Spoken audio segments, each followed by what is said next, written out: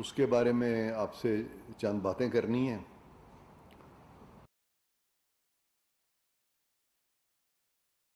ساتھ میں کچھ بیسک کانسیپٹ شیئر کروں جو کہ میں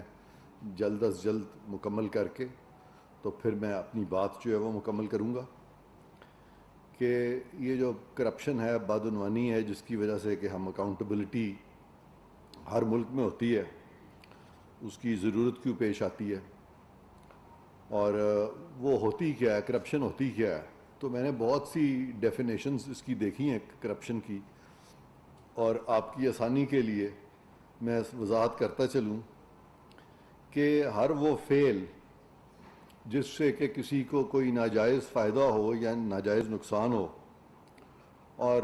جس کی کہ قانون اجازت نہ دیتا ہو، تو سمپل ورڈز میں اس کو ہم کرپشن کہتے ہیں. اور ساری دنیا میں بڑی اسٹرانگ ریئلائزیشن ہے،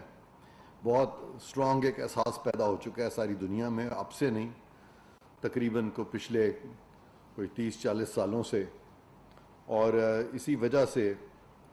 اقوام متحدہ نے اس میں خود بہت انٹرسٹ لیا، اور انہوں نے United Nations convention against corruption 2004 ایک انسٹرومنٹ ہے یونائٹڈ نیشنز کا، اور تمام دنیا کے جو ممالک ہیں وہ اس کے سگنیٹری ہیں، اور پاکستان سگنیٹری بھی ہے، اور پاکستان اس کو ریٹیفائی بھی کیا تھا. اور اب پاکستان نے اس میں بہت پارٹیسپیشن کی، اور میری اپنی شمولیت رہی اس طرح کے ورکشاپ، اس طرح کے سیمینارز میں جو کہ United Nations convention against corruption کو کنسرن کرتے ہیں. اور وہ بہت اس لیے بھی ضروری ہے کہ دنیا کے ممالک اس وقت آپس میں اس میں ہم آہنگی چاہتے ہیں کہ یہ جو بدعنوانی کے معاملات ہیں اس میں،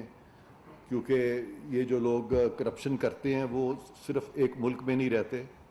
بلکہ وہ ایک ملک سے دوسرے، دوسرے سے تیسرے. تو ضرورت اس بات کی تھی کہ ممالک جو ہیں آپس میں بھی ان کا اسٹرانگ ایک انٹریکشن رہے،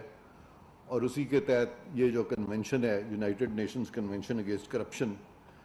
اس میں پاکستان بھی دوسرے ملکوں کے ساتھ شانہ بشانہ شامل ہے. اور اس کا ایک بڑا فائدہ یہ ہے کہ پہلے یہ ہوتا تھا کہ ایک بائیلیٹرل ٹریٹ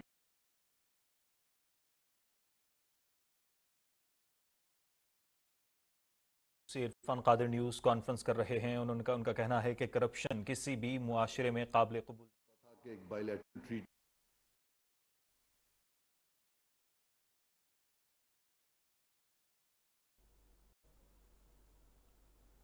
معاون خصوصی عرفان قادر کا نیوز کانفرنس میں کہنا ہے